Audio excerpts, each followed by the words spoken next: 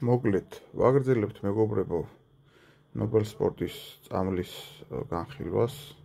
ეს არის მეორე ეტაპი და განვიხილავთ A სერიის გაგრძელებას.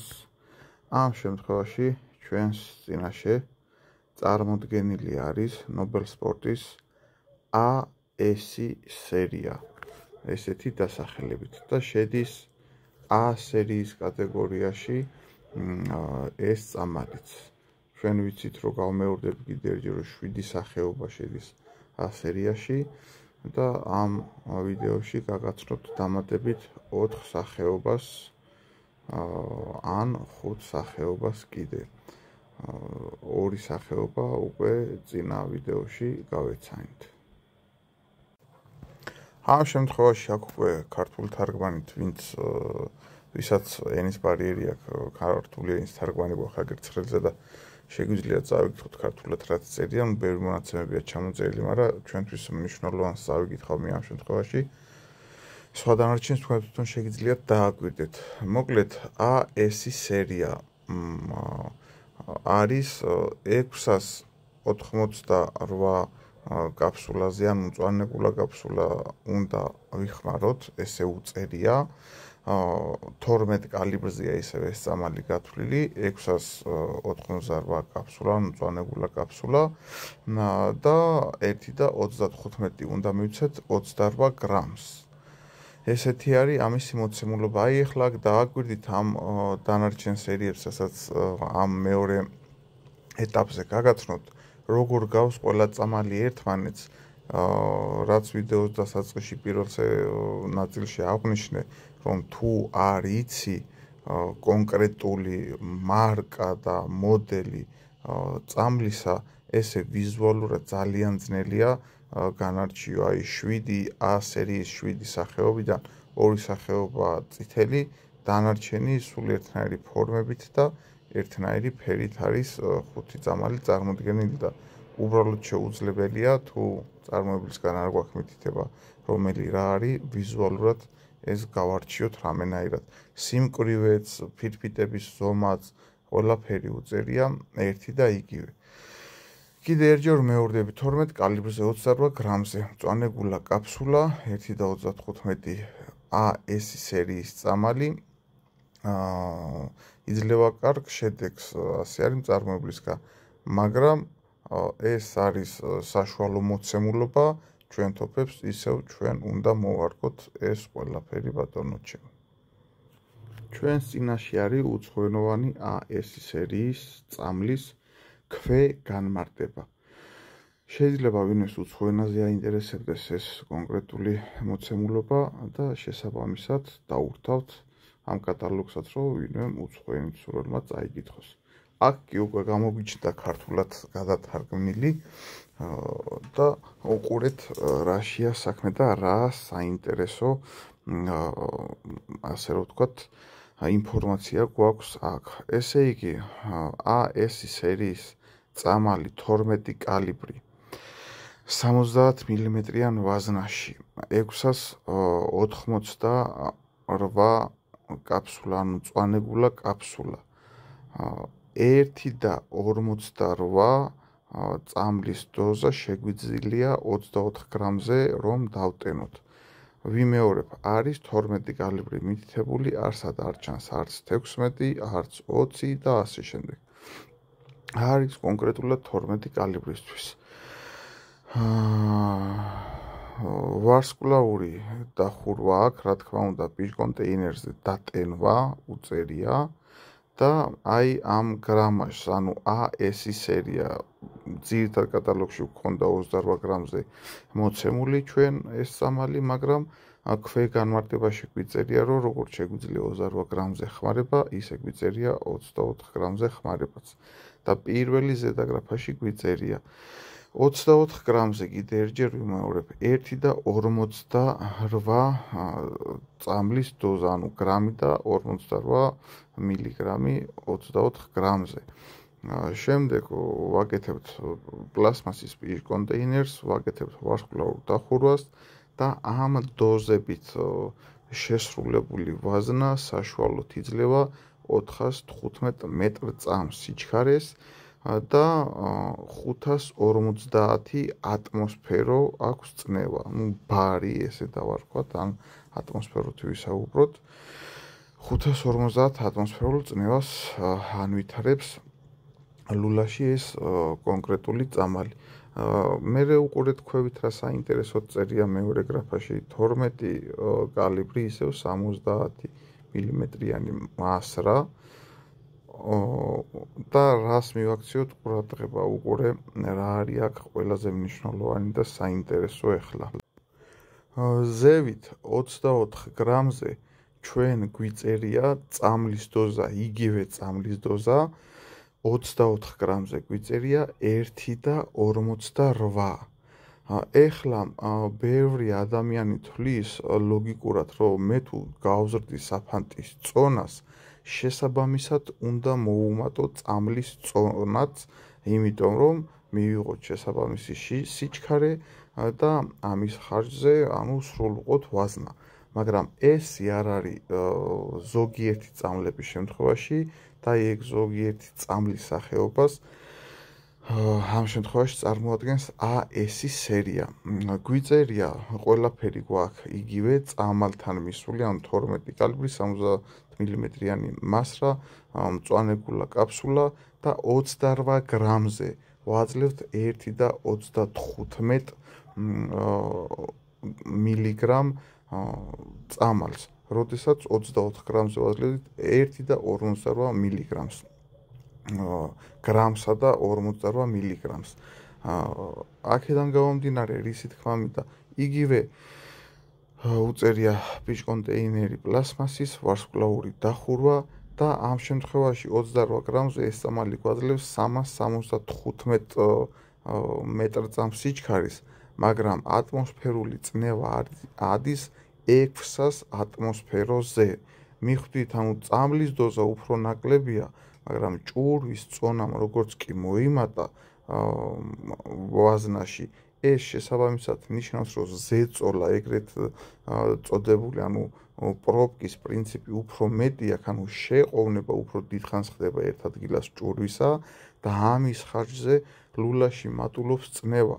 აქედან გამომდინარე, ეხლა აქ რომ მოემატებინათ წამლის დოზა და პლუს 28 გრამი დაეტოვებინათ, ეს 600 ბარი გახდებოდა შეიძლება 1000 ატმოსფეროზე და უფრო მაღლა ასულიყო. და ესე დაბალ გრამიანს ბალისტიკური მაჩვენებლისთვის უკვე მაღალი წნევა აღარ უხდება, მაღალი წნევა მაღალ გაფანტულობას ნიშნავს. მიხვდით, რისი თქმა მინდა, მაღალ გრამზე უფრო დაბალი წამლის დოზა ამ შემთხვევაში მითითებული, ვიდრე დაბალ გრამზე. აი ეს სახესხვაობებია და უნდა ვიცნობდეთ ამიტომ ამ ცხრილებს, რომ ვიცოდეთ სად, როდის, როგორ და რანაირად ვიმოქმედოთ, რომ ზღვას არ გადავწდეთ. აქ ჩვენ უკვე გადმოვედით A1 სერიის წამალზე, სახელწოდებით A1.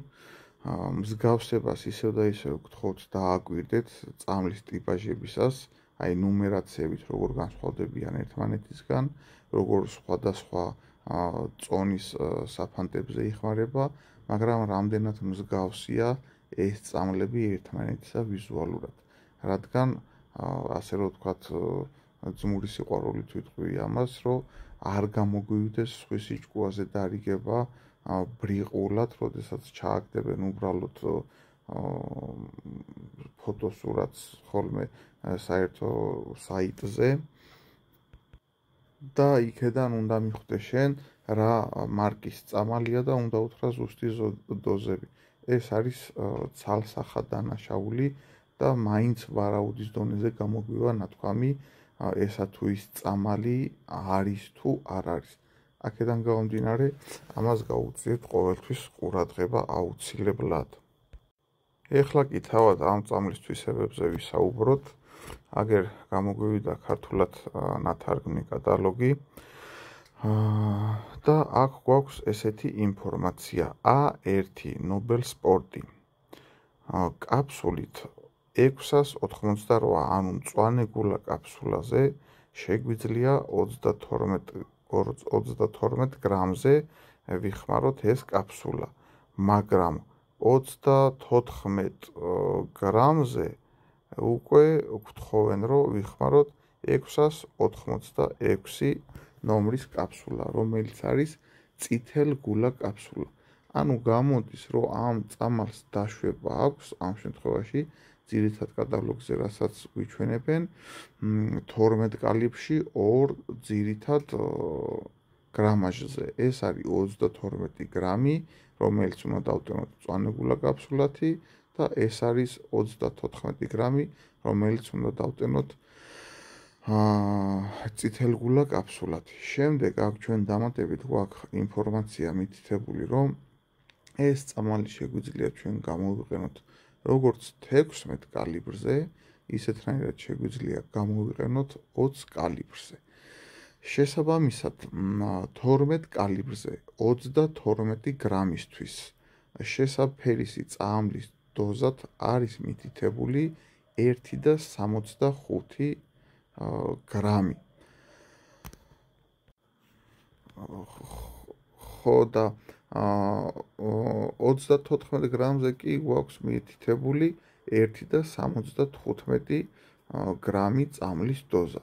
კიდე ერთჯერ გავმეორდეთ, 12 კალიბრზე 32 გრამ ჭურვზე A1 წამალი გვაქვს მითითებული 1,65 დოზა.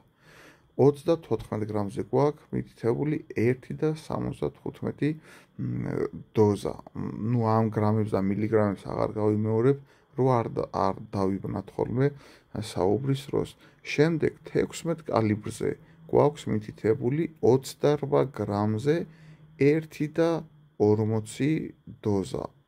20 კალიბრზე კი გვაქვს მითითებული 25 გრამზე 1,25 გრამი დოზა.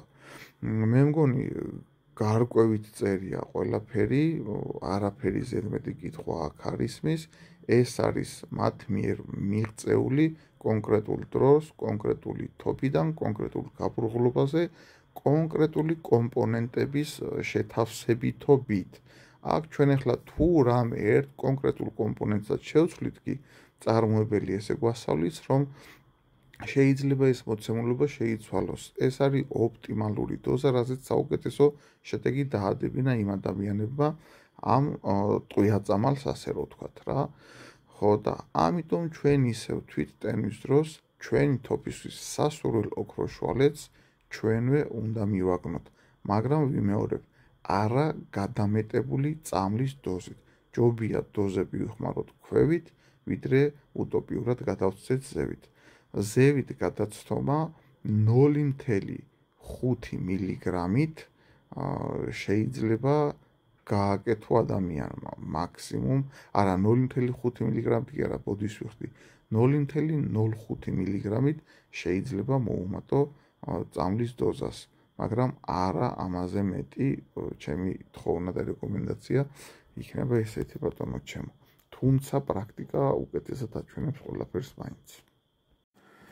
ეხლა ჩვენს წინაშე არის ძალიან საინტერესო ცხრილი, რომელიც ეკუთვნის A1 სერიის წამალს და ეს ცხრილი არის ესეთი ინფორმაციის შემცველი მოკლედ.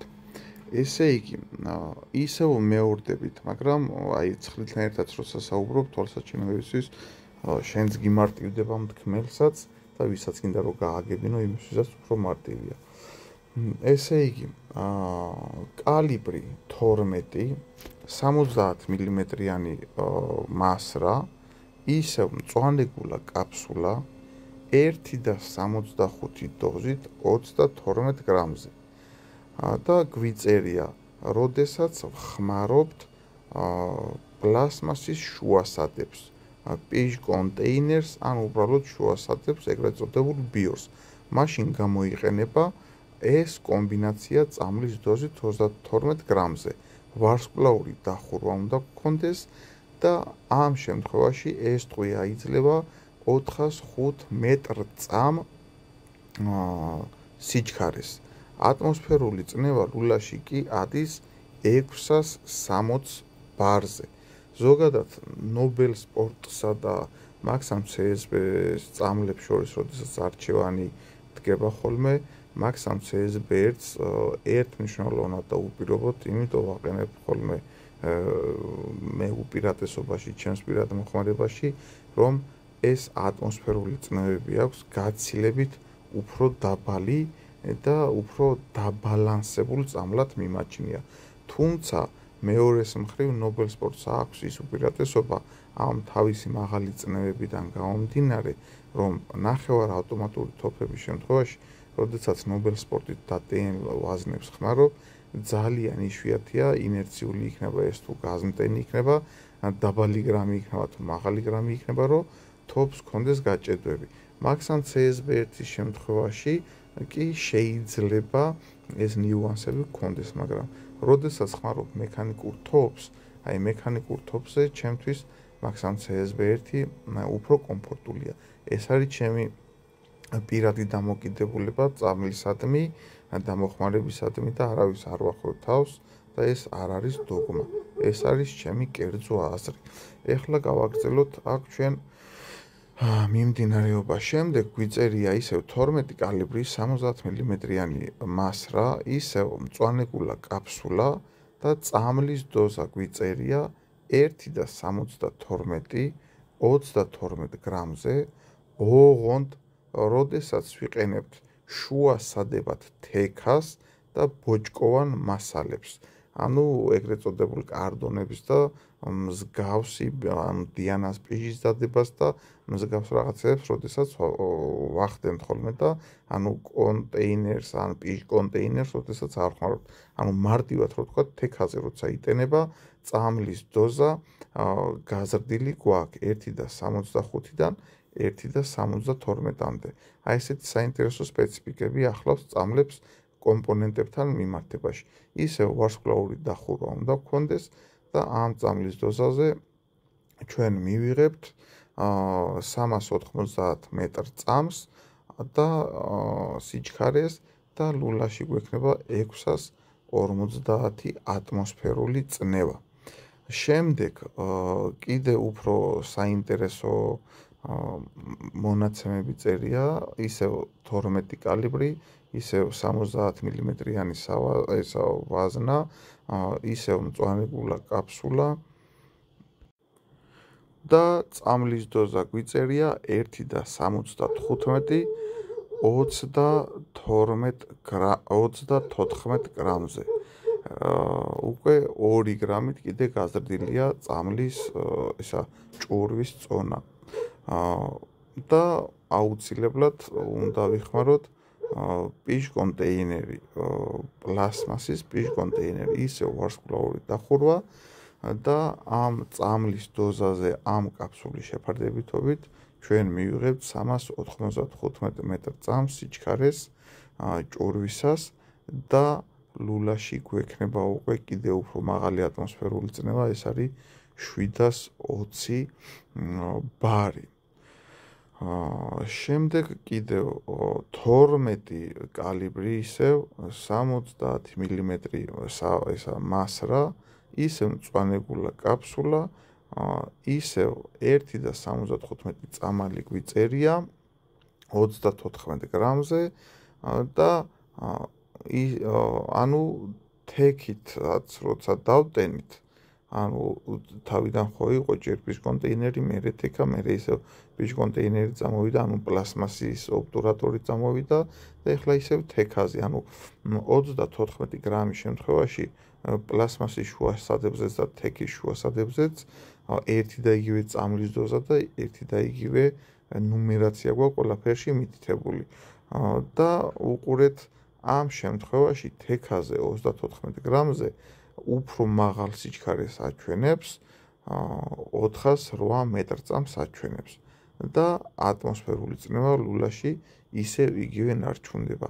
აი ამდენად საინტერესო და სპეციფიკურია ამ წამლების მახასიათებლები სხვადასხვა კომპონენტებით დატენის დროს ერთმანეთთან თავსებადობაში სიჩქარის კუთხით და ატმოსფერული წნევის კუთხით. ანუ ყველაფერი ერთი და იგივეა შუა სადებების გარდა 74 გრამიანებში, წამლის დოზა არის, კაფსულა არის თუ რამე არის, მაგრამ აი თექას როცა ვხმარობთ, სადღაც 12 მეტრწამით უფრო ჩქარი გამოგვდის ტყვია და ატმოსფერული წნევა იგივე ვრჩება ლულაში, ვიდრე პლასმასის გამოყენების შემთხვევაში. აი ესეთი საინტერესოა ზოგადად ტემა და მისი მიმყოლი საქმიანობა, ასე რომ ვთქვათ რა. შემდეგ იწყება ესეთი საინტერესო შეთავსებითობა, ისევ 12 კალიბრისთვის 70 მმ-იან ბაზნაზე, ისევ მწვანეგულა კაფსულა, ოღონდ ამ შემთხვევაში 1 და 70 წამლის დოზა არის მითითებული და არის ირმის ბურთულა, ანუ ჩვენებურად რო ვთქვათ, ირემზე სახმარი ტყვია. 28 გრამიანი სილუეტებზე სასროლათო ესე უწერია და იგივე 28 გრამი შლაკი უწერია, მოკლედ ეს შლაკი ჩვენებურად ფინთიხს ნიშნავს, იგივე ეგრეთ წოდებულ კარტეჯს, რომელიც უნდა დაიტანოს მრგვალი მოხვევით და არა ვარსკვლავური ჩაგეცვით და 415 მეტრწამი უწერია სიჩქარე ამათ და 500 ატმოსფერო წნევა ლულაში. აი ესეთი განსხვავებული თვისებები გააჩნია ამ შემთხვევაში 1 და 70 წამალზე 415 მეტრწამზე აგვდის სიჩქარე ტყვია კარტეჯის შემთხვევაში და ატმოსფერული წნევა კიდე უფრო დაბლა მოდის. აქედან გამომდინარე მიჩნდება კითხვა იმ ადამიანებთან, რომლებიც იძახიან, რომ ტყვიამ შეიძლება ლულა გახეთქოს და რაღაცა მოეხლა კატასტროფული შევიწროებიდან არ უნდა ისროლო, მაგრამ შევიწროებიდან სროლა შეგიძლია და ბატონო ატმოსფერული წნევაც ამ შემთხვევაში არ გაქვს ისეთი, რომ თოფს რამე მოუვიდეს. შემდეგ გვაქვს, ანუ ეს არის სპორტული ვარჯიშისთვის ესეთი მცირე დოზის გრამაჟის ტყვიები ირემზე სასროლად, ირმის სილუეტებზე სასროლად. სანადირო შემთხვევაში კი გვიწერია 12 კალიბრზე 70 მილიგრამიან მასრაზე 1 და 85 წამლის დოზა, ისევ ეს არის ნობელ სპორტის A1 სერიის წამალი 32 გრამ ჭურვზე და ესეც მრგვალი მოხვევით არის.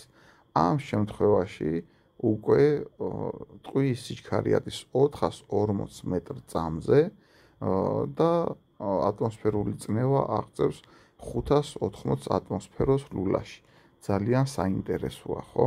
აი დაასკვნები და პარალელები სიჩქარეებსა და წნევებსა და გრამაჟებს შორის უკვე თქვენ უნდა გააკეთოთ, კარგო ადამიანებო. შემდეგ მოდის ეგრეთ წოდებული 16 კალიბრი. 16 კალიბრზე კაფსულა გვიწერია 70 მმ-იან მასრაზეა ისევ საუბარი. კაფსულა გვიწერია უკვე 686 ნომრით, რომელიც არის წითელგულა კაფსულა და წამლის დოზა გვიწერია 1 და 40-28 გრამზე. პლასტიკის შუასადებით ვარსკვლავური დახურვით სიჩქარეს მივიღებთ 395 მეტრწამს და ლულაში ატმოსფერულ წნევას მივიღებთ 680 ატმოსფეროს. 20 კალიბრზე 70 მმ-იან მასრაზე გვიწერია ისევ წითელგულა კაფსულა ნომრით 686, წამლის დოზა 1 და 25 გრამზე, ისევ პლასმასის შუასადები პიშკონტეინერით დატენვის დროს. ისევ ვარსკვლავური დახურვა, ამ შემთხვევაში 400 მეტრწამ სიჩქარეზე ადის ჭურვი და ლულაში გვაქვს 750 ატმოსფერო წნევა გასროლის შემდეგ. აქ კი გადავედით მომდევნო კატალოგზე, ნობელ სპორტის A1 სერიის მომდევნო კატალოგზე, რომელიც კატალოგიც არის ძალიან საინტერესო. ეს უცხოენოვანი ჩავრთე, იმიტომ რომ შეიძლება აინტერესებდეს ვინმეს უცხო ენაზე ეს კატალოგი და აქ საინტერესო არის ესეთი ფაქტორი, რომ ნობელ სპორტის A1 სერიის წამლით ჩვენ არა მარტო გლუვლულიანი თოფების ვაზნების დამზადება შეგვიძლია, არამედ მათ უწერიათ, რომ ამ წამლით შესაძლებელია მცირე და საკმაოდ მსხვილი ზომის ტაბელური იარაღის ეგრეთ წოდებული ფისტალეტის ვაზნების დამზადებაც კი შეიძლება და აქ ნაჩვენებია ეგ ყველაფერი ძალიან კარგად.